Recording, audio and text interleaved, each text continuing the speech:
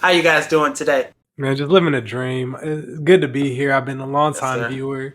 Yes, sir. Happy to make my first appearance on the pod.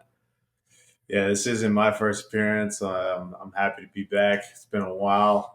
Been about a year and a half, 2 years. Damn. Must have said something last time to get you canceled, but thanks for having me back on.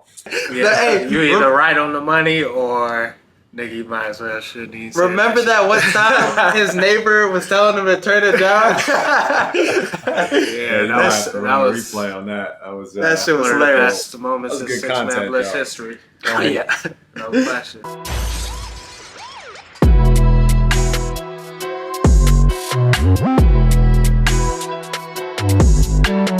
I don't know if you heard, but I said the jury's still out on Marvin Harrison Jr. Oh, he's gonna be cold. He's gonna be cold. That's a good one. That's a good one. It's Hall of Fame Hey, bucks for well, him. let's say basketball. Fuck all that extra shit. Okay. My point is this. I think my man just had a heart attack like literally a year ago That's true. Fell out on the and court. got zero experience on the court. Why? Okay, that means go to the league. I don't know. Like, help me make that make sense for me. Like, I feel like they forcing it, but He had a pro day with a the lot of Lakers. NBA Am I behind or did I analysts see think him that post his something game with translates Ohio better State to the jersey? pro game, and I think there is a huge Nah. difference between the two games. It's really two different sports. Yeah, he definitely needs some more development. I think he should go back to college. He'd be a good football player though. Yeah. 6'1", huge wingspan. I mean, as a Athletic. basketball player, he's short as shit. 41-inch vert. He'd be a good He's, football having, player. he's having heart attacks in basketball. What you think about football? My fault. You're right. You're right. Yeah, that's true. But yeah, go ahead. His situation though is so different. You or I, a regular guy, they can really go back to college and it makes sense. His experience in college is probably so unique with so much attention that Yeah, That's true. it's actually like a hassle and honestly true. a disruption. So like if I feel best case scenario for him is get himself on his nice little two-way deal, be down in the G League for a while.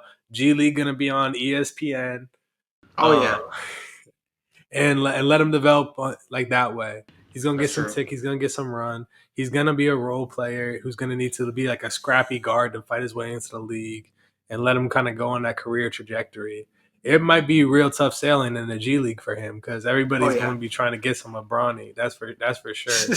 No But question. he'll have himself. He'll have a role.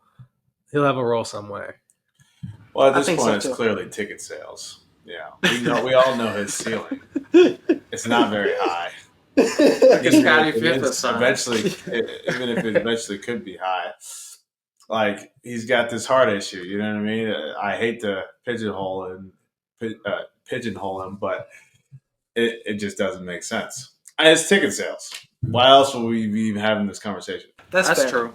Now, there was like a little talk about Bronny James, athlete, he'd be good a football player. What do you guys think about that whole debate that was going on? Basketball players can they play football? Can football players play basketball? What was your opinion on those takes that were coming out about that? There are college campuses right now today where the best 10 football players would beat the basketball team. And there are no examples of the basketball team beating the football team. I'll say In that. that respect, Okay. And what In sport? the individual basis, sure, it may be easier for an average basketball player to transition to football. But in terms of like just being like real with it, like there's a honest difference between the types of athletes that we're dealing with and the mentalities. Jaden, you brought up a point earlier on a one-off conversation. I'm gonna have to call you out for this. You said certain basketball players could come in and take an NFL star receiver's job today. I think that is the most insane thing Whoa. somebody's ever said Calling him because out. That don't sound because like it came out of playing my the mouth. game of football and specifically receiver is incredibly hard.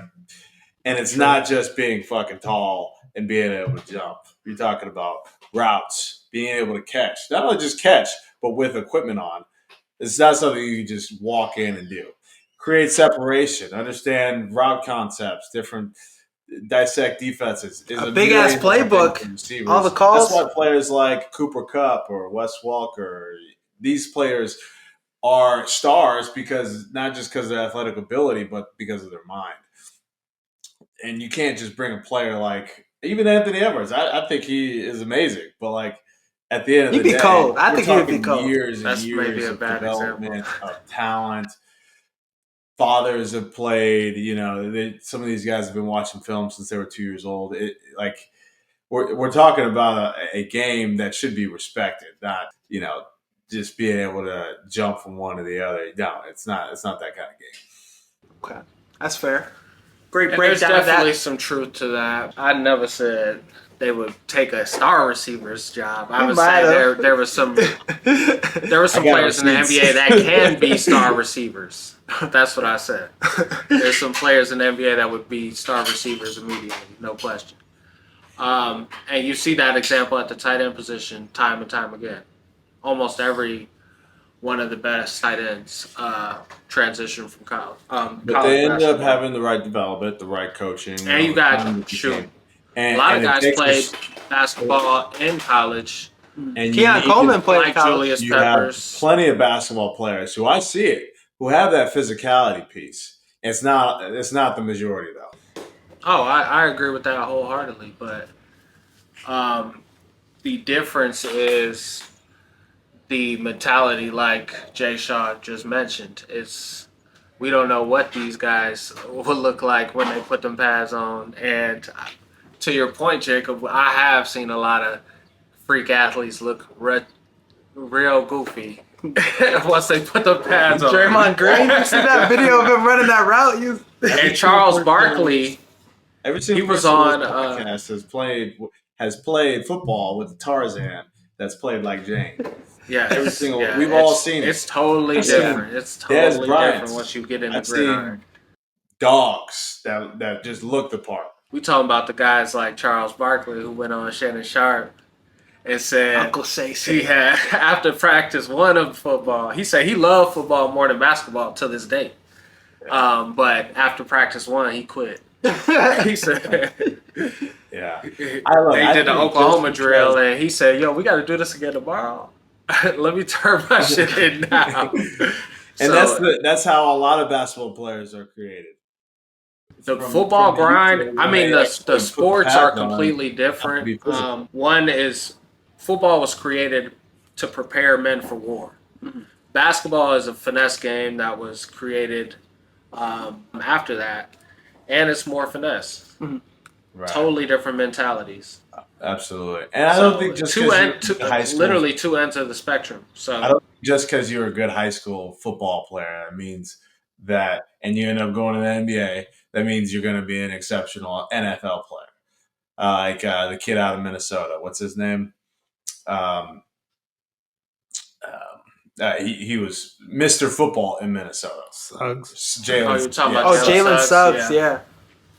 He's a good. Yeah, you can't take football. You can't take any high school film seriously, honestly, unless it's like fucking. We've all seen the jump from high school to college. It's not a small jump. It's a very, very tall jump, and it takes even with the most crisp players out of high school, they still need a little development.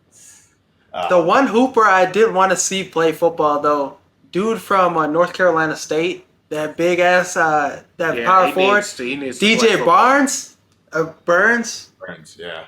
he got insane footwork. I think he's like 6'9", 6'8". Left tackle. Oh yeah. Oh man, and my problem with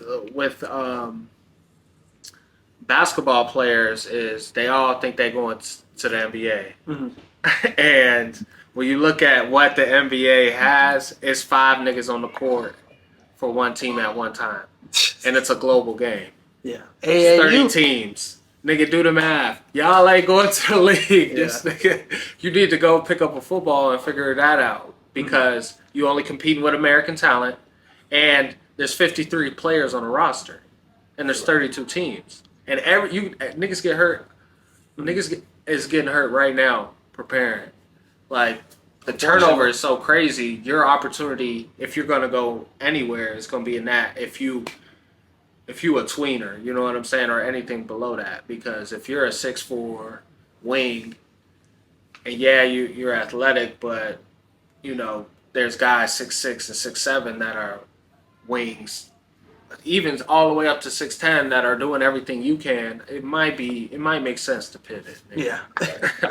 I saw a tweet once that said, if you're a junior in high school playing basketball and you're 6'2", you need to see your high school football. Exactly my point. It's like that don't make sense. Now, the thing that basketball players don't realize about the game, and this is what I've been realizing watching the playoffs, is offensively, nigga, you don't have in basketball. You have multiple opportunities to cross a nigga over, and then you could fake him a few more times and get him off the ground and shit. That shit ain't flying in football. No. Let you try to make 2 or 3 moves on a nigga. It's 10 other niggas trying to destroy Brandon Cooks do it in the Super Bowl. Remember, he tried to fake dude out there. Man. Like, try that shit on the football court. Try to set a nigga up all slow and shit. Yeah. Think you got 24 seconds to make a nigga miss. So that's one thing I have noticed is, y'all think it's sweet. It's not. But let's switch over to talk some NFL talk. Let's start. Justin Fields, he did his little press run with the Steelers. They have videos. I know we don't trust off-season videos, but the mechanics, just the arm motion, it looks solid.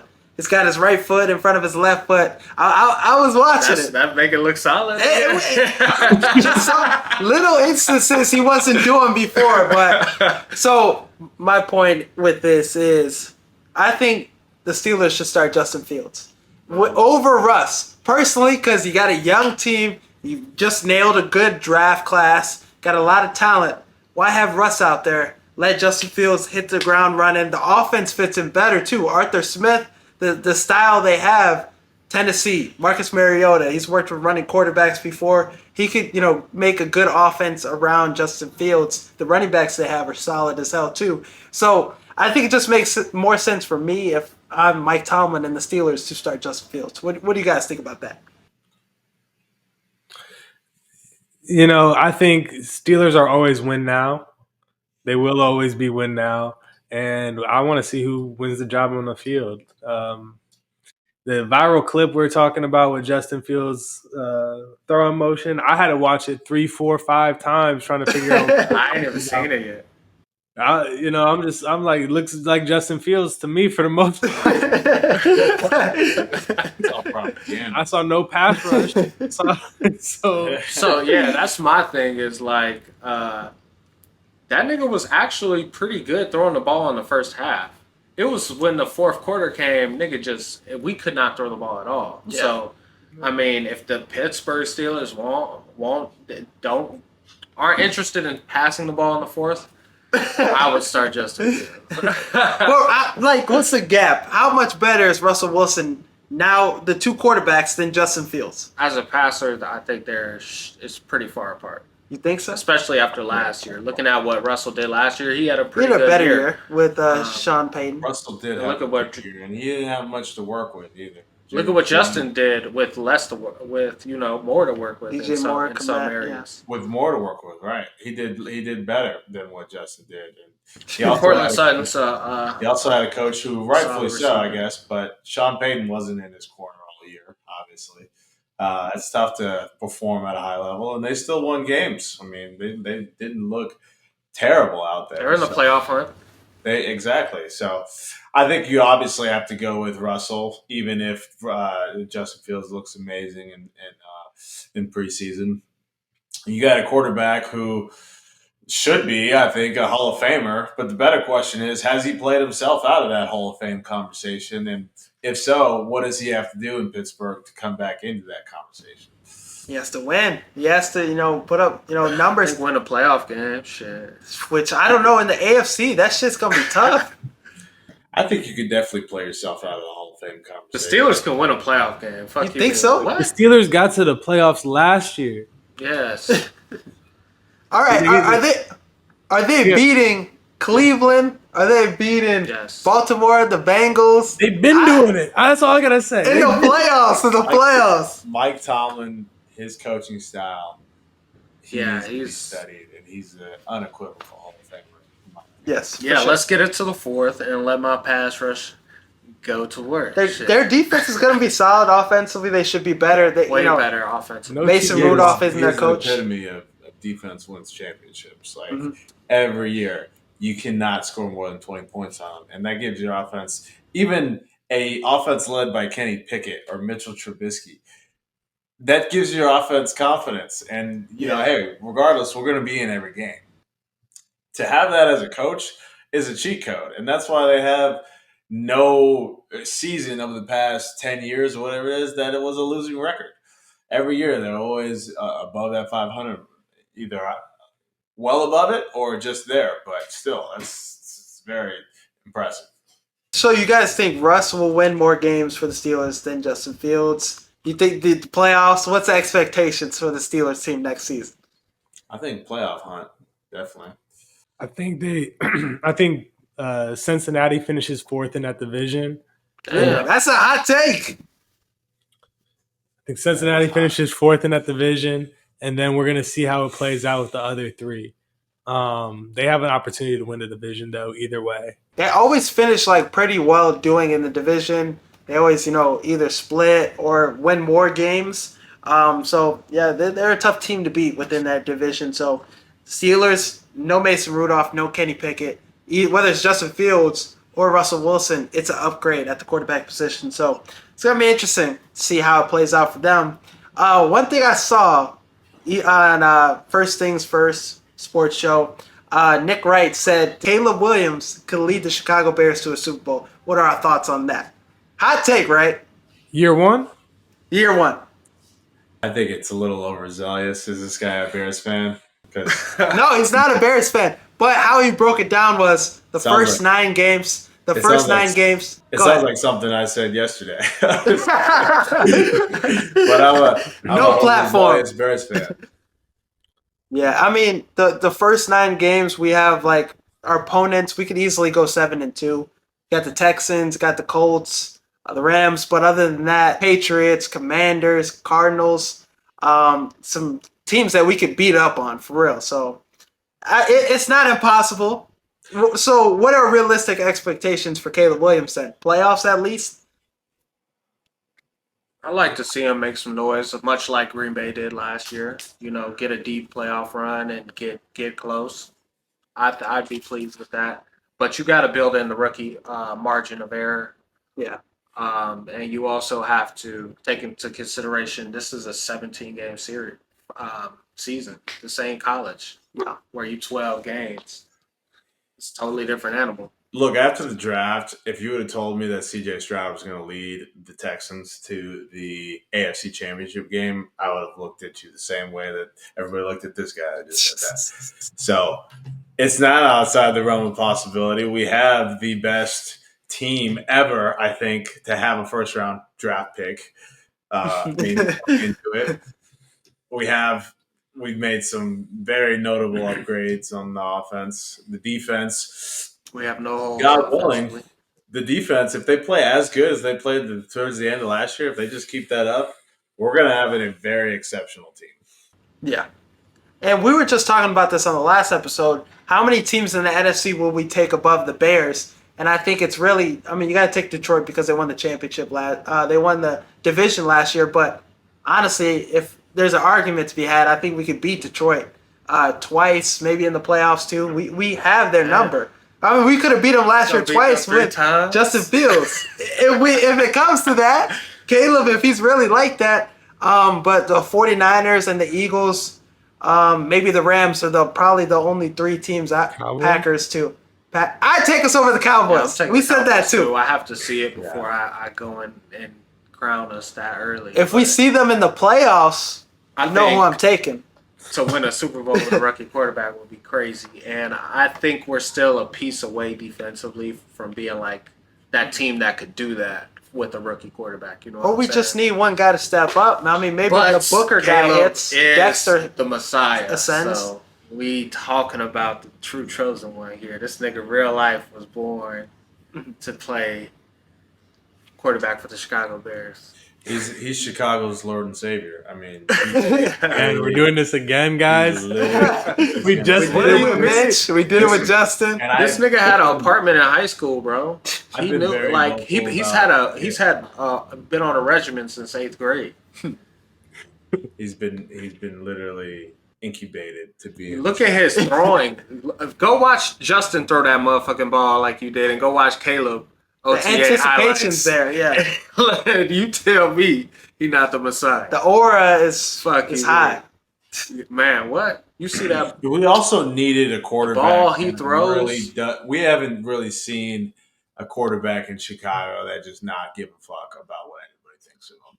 And I think we definitely need that in this city because it is a city that loves football and that will chew you apart. I mean, we've had a lot of nice guys. Let's just be honest. Justin was a nice guy. You know, he cared what people thought of him, and he was very self-conscious about his interviews, and because he would just say whatever the fuck was on his mind, and then draw back on it plenty of times. Yeah, We don't just need a that lot in of that. Chicago. You need to be a politician as a quarterback in Chicago, and his approach, Caleb's approach, is very encouraging. To act like he does not care. Hey, I'm just Yeah, his conferences, his interviews Hey, be my funny nigga, as hell. I'm gonna I'm gonna fucking have a Birkin bag around my neck. You know, I'm gonna do what I feel like doing, and I don't really care what anybody thinks of it. I like that. And the fact that this nigga has made it crystal clear, I'm chasing Brady. Like, who the fuck does that? Right. Like, Yeah. and then to go get drafted, like Jacob said, to the best team to ever have the number 1 overall pick, and then to go add the best offense a nigga could ever ask for. To have all the tools, to have the talent, to have the drive, to have the mentality. Well, wouldn't And you it took if you the- put Justin Fields Literally- in the past draft? We drafted him number 1 overall. Wouldn't you Wasn't be that a nigga little gonna be a bit second more round nervous? pick? You'd be a little bit more nervous about just his personality because it's a lot of pressure. I'm not nervous at all about Caleb because from his personality, his demeanor, he just doesn't care. Pressure really doesn't add anything to him. And maybe he I'm was just, he was the first NIL millionaire. I mean, I'm sure there was others right had a around mansion him. in but college. He had a crib. He was one of the first to do it and handled it Pretty better well. than anybody. You never heard no shit outside of him crying in the stands And him being zesty. and him being LGBTQB1.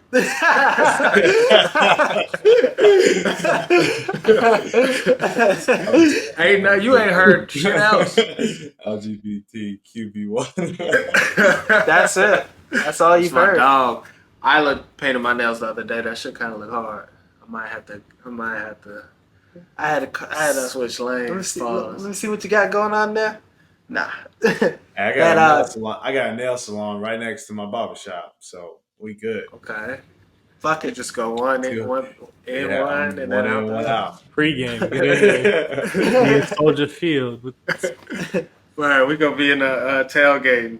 Hey, you done with that nigga? What's his color? What's his pattern today? That's crazy. But Oh, yeah, realistically, I'm definitely I think getting the we have blue a real and shot to go orange.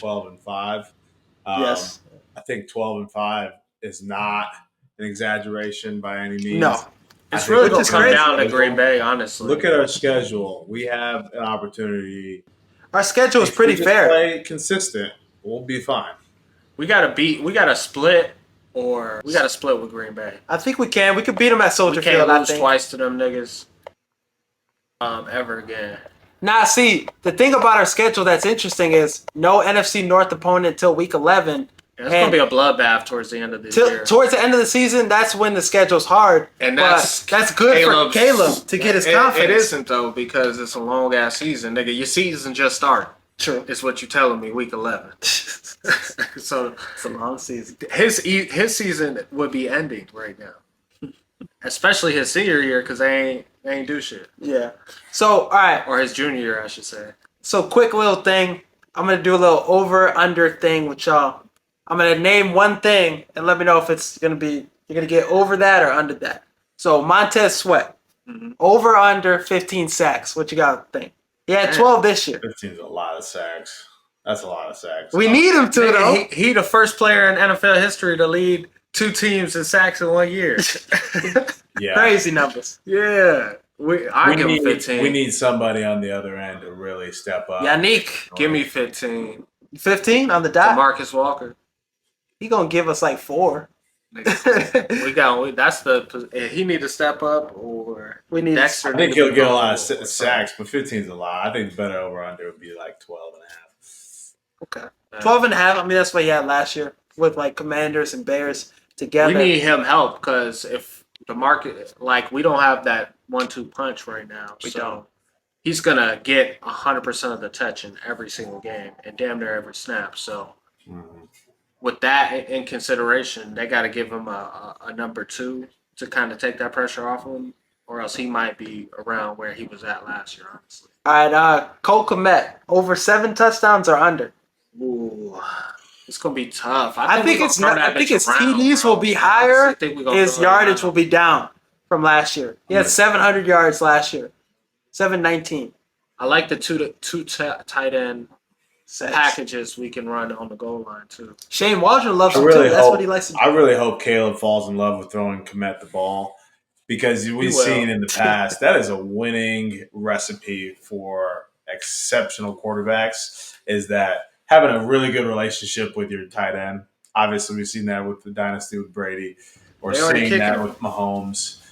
If he can, because the tight end position, if you think about it, is one of the most important positions on the offense. You have to be able to block like an O-lineman. You have to be able to catch like a receiver. And you have to be able to run the ball like, as hard as a running back. You got to be able to do it all. So if you got that player, which I think we do in Kmet, who could really step up, it's just that relationship has to be good. And I hope it is, because, like I said, it's a winning recipe. So I want to go over. Let's go over 7. Yeah, I'll take the over, because Cole ain't never played with a nigga that's gonna be able to put that on the like money that. Talk about anywhere you want it. Some of his catches last year with Justin's throws, that like motherfucker can catch the ball. He's humongous with a huge wingspan, like a mismatch from hell. Fast. Yeah, he checks every box. His catch radius is excellent, and I think he's just as good, if not better, than Laporta. Like, Laporta's really good. But like when you see those ESPN catches that Kmet can make, that's what I think. That one against the Saints, bro. He do be consistently going crazy. Yeah, and to your point, Laporta's got a guy that's getting them the ball and getting them offensive quick, coordinator, accurate. Yeah. That's all you need, and you can turn up field. And look at what that's doing for Amon-Ra. So can Kmet be? Kmet's gonna have to be the best tight end in our division. And that's a tough hill to climb. Hawkinson, if he's healthy. Yeah, Green Bay got 2 cold tight ends. You got 2 top 5 tight ends in the division. Hawkinson and Laporta, they're up there. How about Tevin Jenkins, though? 17 games, over or under? 17 games. Under, fuck. He playing everywhere? No, I'm saying. Let's see how many games he played last 2 seasons. Bro, his back all fucked up. What's wrong with him again? No clue. All right. Now, Jalen Johnson, Kevin Byard, interception numbers. Jalen Johnson under 3 or over 3? He had 4 last year. Jacob, what you think? That's your guy. You're a DB, man. I love Jalen Johnson. I think he's very physical, and I love my corners physical. I think that also is a winning recipe. But I mean, that's a tough line. I think I'm going to take him at 3, honestly, because 4 is really well. 4 is a good season, I think. Great season. It's really good, but second team All Pro. But I'd rather have him be a lockdown corner than him have his personal stat of 4+ or 5+ interceptions. I think he needs to excel. It's gonna be tough for him to get up there. And we need other people to be ball hawks. Definitely, we need him including. But let's not overextend us. Let's not spread ourselves too thin. What about Bayard? What you think about for him? As he's an interception dude, bro. Smart Tennessee. safety. He's a smart safety. I like Tennessee him. had 8 He one makes season. Yeah. he makes offensive coordinators a little. You got to watch out for him. He's not a guy that you could just overlook. He's going to be better than Eddie Jackson, and that's really what all we needed from the secondary as a Eddie replacement. Jackson hasn't had was a good cooked. season since 2019, 2018. Yeah, no, he Yeah. had to go. He was cooked. liability out there, and he just forgot how to cover guys. Tight ends, like not even receivers, tight ends. He forgot how to cover. He was out there like in no man's land every week. The cone. But Kevin Byard, he's gonna come in and add some value. I'm looking forward to it. What was his over under? I said 2 interceptions. I think he gets that over for sure. I hope he does. But yeah, I think he does. 4 would be a great year. But the last one I got for you guys, Adunze over or under 900. I'm gonna go over. I think that he's gonna have a big season. I think he's gonna hit in between that. If I were to do a band, I'd between 900 and 1,000.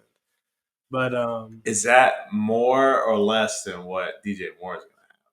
Because I don't see him being less. DJ Moore going to have 13, 14. DJ Moore's going to have the most yards out of the 3, I think. He's too explosive not to. He's going to take a screen 60. Yeah. And Waldron, he's going to love getting him the ball. Too, but Dunze can do Keenan that. Allen. DJ's in his prime. Yeah. I don't know. Keenan Allen's going to have a great year, too. So. Oh, yeah. He's going to be a third down assassin. And I think Waldron, that was his biggest issue in Seattle was they threw it like 64% of the time. Yeah. Which was, I think, number 1 in the league, if I'm not mistaken. So 60, was it like 64? Could you imagine us throwing that bitch that many times? We're gonna have. It's very unlike us. We're gonna have a blitzkrieg offense. It's gonna be fire raining from hell. They're gonna throw air raid every play. And I can't wait to see. Run the USC offense. Yeah. And I like Shea Waldron's offense, and you got 2 tight ends you could use if necessary. We have everything we need offensively. We go as far as our offensive line takes us. That's true. We need continuity there. We need guys healthy. Nate Davis, we need the same 5 guys to start consistently, especially with the rookie quarterback.